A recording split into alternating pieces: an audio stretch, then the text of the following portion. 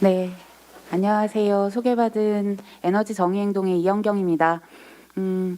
이게 토론의 제목이 학교 교육을 주제로 하고 있잖아요. 저는 명함에 그대로 있는 것처럼 에너지 정의행동이라는 단체 활동가고요. 그리고 지금 현재는 에너지 정의행동과 동시에 기후위기 비상행동이라는 네트워크 단체, 네트워크 조직의 조직 교육팀장으로 역할을 좀 함께 나누고 있습니다. 앞서서 두 장학관님들께서 서울시와 전라남도의 학교 교육의 방향들을 쭉 이야기를 좀 하셨는데요. 사실 저는 교육 전문가도 아니고 교사도 아닙니다. 사실 그러니까 활동가로서 기후위기 교육 그리고 에너지 전환 교육이 학교에서 이렇게 좀 만들어졌으면 좋겠다. 이런 이야기를 중심으로 좀 제언을 드려보고자 합니다. 지금 우리 현실이죠. 뭐 다들 아시겠지만 코로나, 기후위기, 거기에 쓰레기 문제 뭐 너무 심각한 것들 다들 아실 테고요. 저는 여기서 에너지 전환이라는 주제와 좀 짚어볼 수 있는 부분은 전기 중독 사회에 대한 부분도 함께 짚어봤으면 좋겠다 생각을 좀 해봤고요. 그리고 교육이라는 현실을 좀 봤을 때 청소년 어린이 또는 우리가 미래 세대라고 이야기하는 분들과의 불평등, 세대 간 불평등에 대한 부분도 함께 짚어보는 현실이다라는 생각이 좀 들었습니다. 다들 아시지만 뭐 코로나야 워낙 지금 저도 마스크 이렇게 쓰고 있는데요. 전라남도가 조금 나은 편인가요? 서울은 사실 오늘 거의 3단계에 준하는 스택이 떨어져서 10명도 이 인원도 지금 못 모이는 게 서울의 현실인데요. 이게 코로나가 기후위기가 코로나의 원인은 아니지만 어쨌든 기후위기 때문에 더 많이 확산되고 있다라는 인식은 다들 공감하고 계신 것 같고요. 그리고 뭐 제가 이제 서울에서 왔으니까 아마 쓰레기 문제 더 심각한 지역일 테고 전기 문제도 사실 서울이 더 문제가 심각합니다. 그냥 쓰죠. 생산은 하지 않고 생산에 대한 책임이나 소비로 인한 책임들에 대해서 별로 고려하지 않고 편안하고 편리하게 사용만 하고 있습니다. 그러다 보니까 뭐 지역 간의 불평등도 이야기하고 기후에 대해서는 세대에 대한 이야기를 고민하지 않을 수가 없습니다. 기후위기 얘기도 우리 계속 하는데요. 기후위기 매번 얘기 드리는데 다들 그래 진짜 심각해 이렇게 끄덕끄덕 하시거든요. 근데 진짜 너 위기라고 생각하는 거 맞아? 라고 다시 한번 콕 찍어서 질문을 드리면 고개를 다 갸웃갸웃합니다. 아직까지는 나한테는 위기인 것 같지 않거든요.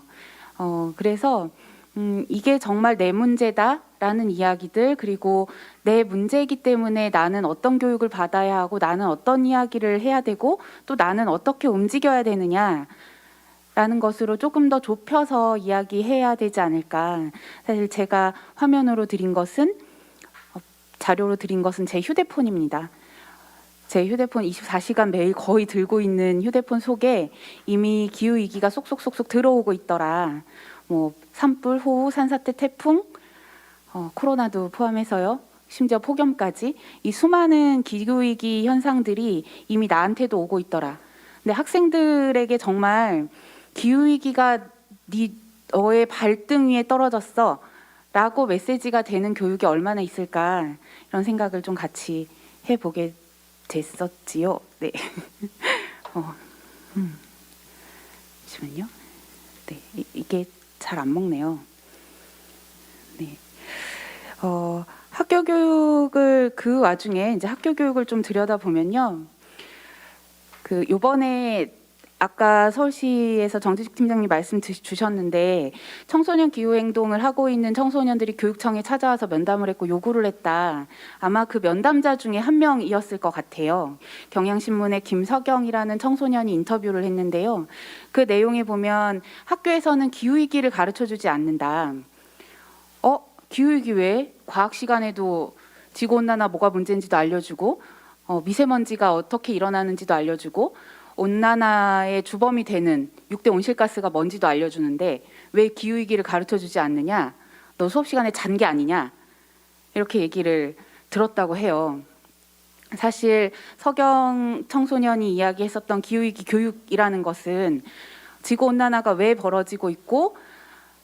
그 온난화를 해결하기 위해서, 이 기후 위기를 해결하기 위해서 북극곰이 아파하고 있고 결국은 에너지를 절약해요라고 귀결되는 이런 이야기를 듣고 싶지 않은 것이고, 실제 현실에서 위기가 얼마나 심각한지, 그리고 내가 행동해야 되는 것은 어떤 것들이 있는지, 어떤 행동이 필요한지, 사회는 뭐가 바뀌어야 되는지를 끊임없이 요구했던 교육이라고 저는 생각을 합니다. 근데 이런 것들을 학교에서 이제 가르쳐주지 않는다라고 이제 얘기를 했던 거죠. 그래서 저는 현실하고 학교 교육이 조금 일치되어야 되지 않을까에 대한 제안을 먼저 드리고 싶습니다. 기후위기에 대응해야 된다. 사회적으로 메시지가 계속 나가고 있죠. 물론 그 메시지가 옳으냐 그르냐, 더 정확하냐 부정확하냐, 혹은 정말로 그 사실을 그대로 전달하고 있느냐, 뭐 이런 문제는 조금 차치하고서라도 어쨌든 기후위기 대응에 대한 이야기를 하고 있고 2050년 탄소중립 사회를 선언까지 하고 있는 이 와중에 교육에서는 삶의 전환 그리고 생활의 변화를 이끌어가는 이야기를 해야 된다. 그리고 그 기후위기 대응을 위해서 에너지 전환을 되게 필수적인 요소로 이야기를 하고 있는데, 이 에너지 전환이 단순히 지금 석탄하고 핵발전 쓰고 있는 것에서 태양광하고 바람으로 바꿉시다 라고 이야기하는 공식은 좀 아니다. 사실 에너지 전환은 사회 시스템의 변화일 거다. 그러니까 사실 석탄 발전을 지지하고 혹은 핵발전을 지지하는 사람들도 재생에너지는 다 좋아합니다. 지금 있는 것 위에 재생에너지를 얻는 것이 아니라 어떻게 전환해 갈 것인지에 대한 변화를 이야기를 하지 못하면 사실 에너지 전환은 불가능하다라는 거고요. 그런 면에서 기후위기 교육은 변화의 교육이어야 될 것 같고, 기후위기에 적응하고 또 삶의 전환이 반영돼야 되는 교육이 아닐까라고 일치하는 시스템을 좀 만들어 가자라고 제안을 드려봅니다. 네. 이게 배터리가 없는 걸까요? 막 넘어가죠. 제가 기존의 학교 교육을, 그러니까 저희 단체가 서울시에서 사회환경 교육 혹은 학교 교육으로 들어가는 프로그램으로 에너지 수호천사단이라는 걸 운영을 합니다. 서울시에 있는 약 200여 개 학교에 초중고, 유치원까지 포함해서 학교 교육을 들어가고 저희가 지금 그것을 2년째 운영을 좀 하고 있는데요. 그러다 보면 학교 교육의 한계들이 굉장히 많이 보입니다. 일단은 사회환경 교육과 어떻게 결합되느냐의 문제를 좀 떠나서 실제로 환경교육이라는 틀로만 보면 서울시 교육청만 해도, 제가 서울시 환경교사 2명이더라고요. 1명인 줄 알았는데 2명이 있고 내년에 2명을 더 임용할 계획이다. 그래서 이제 4명이 될 텐데요. 환경교사가 있다면 혹은 환경교과를 채택한다면 과연 기후교육이 잘 될 수 있을 것인가? 환경교과를 채택하는 학교가 늘어나면 기후위기 교육이 가능한가? 완성될 수 있을 것인가에 대한 고민이 같이 들었고요. 두 번째는 주입식과 암기식 교육으로 기후위기를 공부할 수 있느냐. 제가 어디에 강사분들을 선정하는 과정에 이렇게 시연을 하는 것에 이제 심사처럼 간 적이 있었는데요. 지금 제가 하는 수업은 지속가능 발전 목표 12번에 해당합니다. 이렇게 말씀을 하시는 거예요. 이거는 7번에 해당합니다. 이렇게. 그래서 그것을 수업에 왜 굳이 이야기를 해야 되지? 그러니까 지속가능 발전 목표가 몇 번인지, 몇 번에 뭐가 있는지가 사실 전혀 중요하지 않잖아요. 어떻게 보면. 아니면 온실가스 종류 6개인데 이름으로 부르기도 어려운 그 6개 화학기호를 외워야 된다거나, 아니면 결국에는 그 얘기를 쫙 하고 나서 마지막에는 자, 우리 다 같이 안 쓰는 콘센트 플러그 뽑는 거 약속해요. 이렇게 끝나는 교육들이 실제 학교 교육에서 벌어지고 있더라라는 거였습니다. 세 번째 한계라고 제가 짚어보는 문제는 현재 내용을 학교 교육이 따라가지 못하더라라는 거였어요. 제가 되게 놀라웠던 거는 아직까지도 학교 교육에서는 자원고갈로부터 에너지 교육이 시작됩니다. 실제로 우리 이미 이전 정부, MB 정부 때부터도 벌써 석기 시대가 끝난 것이 돌이 없어서 끝난 게 아니다라는 문장을 썼었거든요. 에너지 전환의 교육이 혹은 기후위기의 교육이 석유가 없어서 석탄이 없어서 변화돼야 된다라는 전제는 이미 사라진 지 오래죠. 기술적으로도 너무 많이 발전을 했고 석유 고갈은 더 이상 얘기하지 않고 있는데 우리 교과서나 교육 내용에는 여전히 자원 고갈 얘기를 하더라. 그리고 한국의 기후는 여전히 사계절이 뚜렷하고 대구는 사과에서 나고 죄송합니다. 사과는 대구에서 나고 귤은 제주도에서 난다. 뭐 이런 졸고 계실까봐 잠깐 졸지 않으셨죠?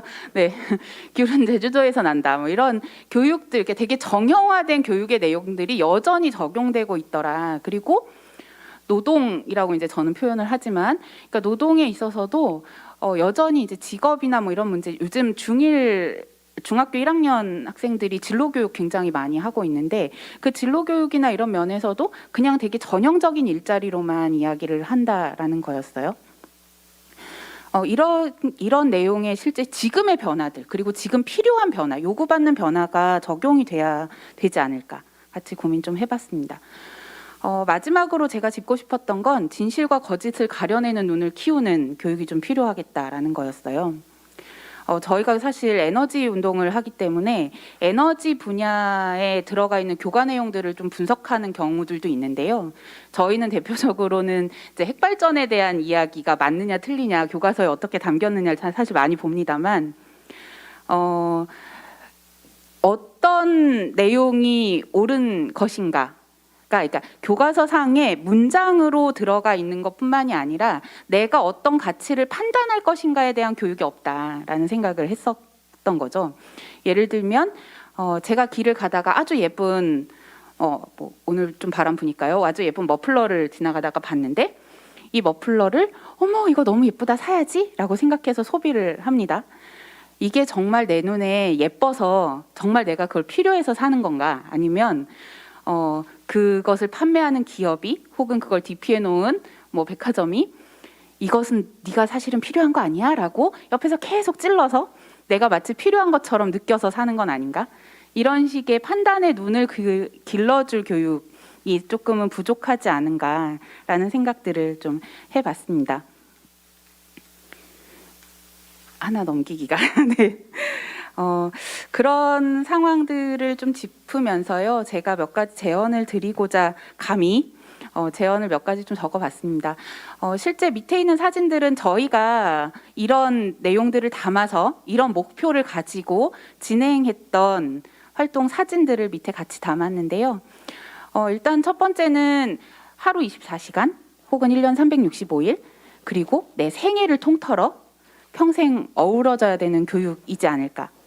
사실 학교 교육은 되게 단계가 아주 뚜렷하잖아요. 그러니까 유치원부터 초등, 중등 교육으로 단계가 되게 나눠져 있고, 그리고 각각의 단계별로 특히 이제 교육청에서 쫙 관할하고 있는 세대가 있습니다만, 그 이외와 그 이외의 세대들에 대한 교육도 함께 가능해야 되지 않을까라는 고민이 있습니다. 저희가 그 에너지 소 천사단 활동을 하면서도 어린이집 유치원에도 참목을 하고 있고 학부모 교육도 적극적으로 제안을 하고 나누기도 하고요. 실버 천사단이라고 해서 동네 어르신들을 만나 뵙는 교육들도 진행을 사실 합니다. 올해는 경로당이 다 문을 닫아서 저희가 진행을 되게 못하다가 최근 11월에 우르르르 저희 선생님들이 만나 뵀었는데요. 그렇게 세대 안에서 각각의 역할들이 뭐가 필요한지를 좀 나누는 것도 되게 중요하겠더라라는 고민을 좀 같이 했었고요. 그 앞서서 내 하루 사이클을 좀 돌아보는 것, 그리고 내 1년 사이클을 돌아보는 것, 이렇게 돌아보면 에너지가, 그리고 그러니까 내가 쓰는 에너지가, 그리고 내가 소비하는 패턴, 내가 소비하는 것이 되게 일정한 패턴을 가지고 있다라는 것들을 확인할 수 있고, 그 패턴 안에서 나는 무엇을 바꿀 수 있는지를 좀 더 찾아볼 수 있더라고요. 사진을 보시면 첫 번째 보여드리는 사진은 온실가스 절감 실천 일지라고 해서 저희가 학생들하고 나누었고, 어떤 학교는 저걸 그대로 수행평가로 진행을 하시기도 하셨는데요. 내가 온실가스를 얼마나 줄였는지를 기록하는, 숫자적으로 기록하는 것 외에 내가 생활하는 것들을 일지처럼 기록도 하는 방식으로 진행을 했던 것입니다. 그리고 옆에 보시면 마을하고 함께해서 우리 가정에서 얼마나 에너지를 사용했는지를 마을에서 같이 공유한 내용들이에요. 그래서 서로 약간의 경쟁도 좀 되면서 오 이렇게 그래서 스스로 서로 에너지 절약과 생산들을 견인해 나가는 노력을 했었던 실천 사진이고요. 밑에 아래쪽 오른쪽 왼쪽에 보이는 게 우리 어르신들 뵀던 사진이고요. 가운데 있는 게 우리 새싹 천사단이라고 해서 유치원 친구들과 나누었던 사진입니다. 옆이 이제 학부모 교육인데요. 사실 학교에서 학부모 교육을 할 때 굉장히 좋아하셨어요. 많이 해봤으면 좋겠다. 근데 올해 많이 못해서 되게 아쉬웠습니다. 두 번째 제언은 변화와 재난에 대응할 수 있게 하자. 어떤 변화가 필요한지는 다들 이야기를 하는데요. 하다못해 지금 우리 대중교통 많이 타야 되고 승용차 없애서 자전거 타야 된다라고 다 이야기하시잖아요. 근데 자전거 타는 교육을 학교에서 해주지 않습니다. 당장 저희 둘째 아들내미도요. 자전거를 못 타요. 그래서 이런 교육들, 실질적으로 필요한 기능들 역시도 학교 교육에서 가능해야 되지 않을까 생각도 같이 해봤고요. 제가 넘기는 시간이 너무 오래 걸리네요. 네. 세 번째로 드리고 싶은 말씀은 아까 이제 전남교육 정인 신원호 장학관님도 말씀 주셨지만 마을과 가정이 다 함께하는 어울리는 교육이어야 된다라는 생각을 했었어요. 그래서 마을의 리빙랩, 마을에서 어떤 자원이 있는지 그리고 기후위기 시대에 좀 더 분산되고 분권되는 형태들을 우리가 계속 지향해야 되고 그리고 공동체성을 회복해야 되는 과정이 있기 때문에 마을과 함께 움직이는 교육들이 필요하지 않을까. 네. 그리고 실제로 학교에서의 온실가스 절감도 가능해야 된다라고 봅니다. 제로 에너지 학교 이런 것들 얘기가 많이 하는데요.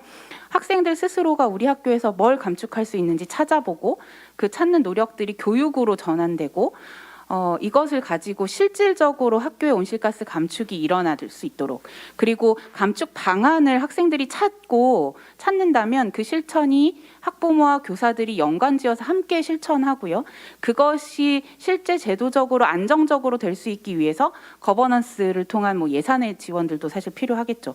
예를 들면 작년에 저희 함께 나누었던 저 가운데 있는 고등학생 청소년들이 학교에 LED 등 화장실에 센서 등 설치하자라고 제안을 했는데 교장 선생님이 예산이 없어서 내년에 반영하겠다 이렇게 말씀을 주셨어요.